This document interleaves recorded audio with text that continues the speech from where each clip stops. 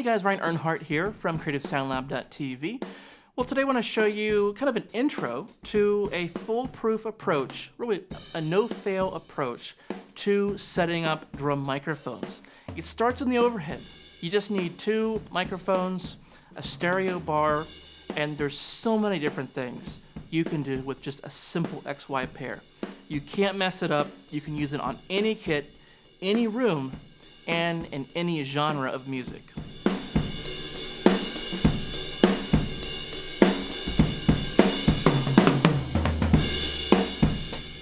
The mics I'm using today are the Soyuz SU-013. They've been my go-to small diaphragms for a couple years now. Small diaphragms are actually ideal because of their off-axis response. Whatever's right down the middle is going to be off-axis, and small diaphragms really don't change a lot if sounds come in to the sides of the mic. So my no-fail technique really is about keeping the snare in the middle of the stereo field. So no matter what position you use, height, angle, rotation, no matter what position, you're keeping that snare in the middle. There's 3 different ways you can modify it. You can come in at a different angle. So depending if you come over, say, the ride cymbal or over the high rack tom, this will give you a little bit different picture, different panning of the drum kit. So you get a more narrow sound if you come over the ride cymbal and a more wide sound if you come from the front going over that high rack tom. This is why a stereo bar is so helpful, because it just makes, visually, it makes it so much more easy. You can visually see where you're splitting the drum kit. You can actually see, okay, this would go on the right side of the stereo image, this would go on the left. Let me show you an example. I'm going to use the same height of the XY pair. I'm going to come in from the side and then come in from the front. I want you to pay attention to the width. It'll have a wider sound, especially in the hi-hat and the ride, when I come in from the front over that high rack tom.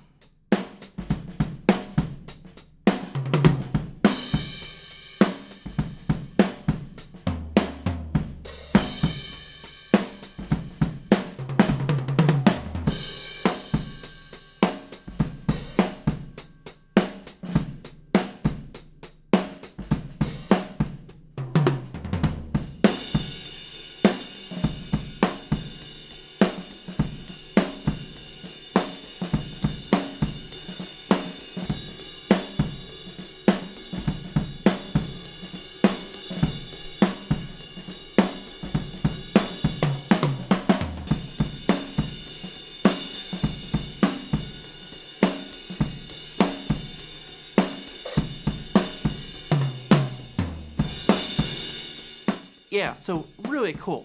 This is stuff that it's hard to change later. A lot of people ask about the centering of the kick. And for me, coming over the ride cymbal like this, it, I guess, stemmed from that desire to maybe center the both kick and the snare. But to be honest, every time I do it, the kick is always, kind of halfway between one channel or the other. The kick will sit wherever it wants, okay? It's very hard to get both the low and high frequencies of that kick drum to be right down the middle. Again, we might get lucky and center our kick drum, but that's not what it's about. It's about changing the amount of the width of the drum kit. Coming over the rack tom now is spreading out the kit. We're putting the ride further out to the left, the hi-hat further out to the right. Next up is the height of the mic. So depending on how high your mics are will also affect the width of the stereo image. It's like watching a movie on a laptop and trying to pretend like you're at a movie theater just by sitting really close to the screen. It's not that the screen is actually any wider than it is, you're just closer, and therefore it's occupying more of your view. Here it's the same story. When the mics are up high, the stereo field is much smaller in the view of these two mics, but get down closer, then we have a wider view. It's like scooting closer to a small laptop and kind of simulating the feeling of being in front of a huge movie screen. Check out these couple of examples, and I'm going to use the same angle, but I'm just going to vary the height. I want you to notice how it gets wider and wider the closer the microphones get to the drums.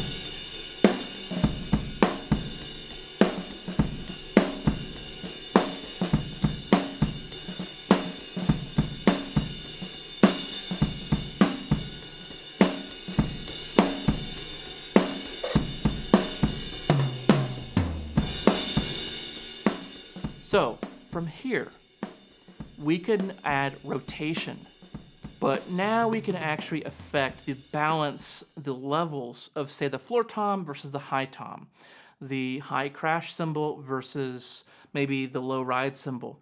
And so we actually can shift and move the mic to the left and get a better balance of the low tom to the high tom. We're getting a little bit closer to that floor tom.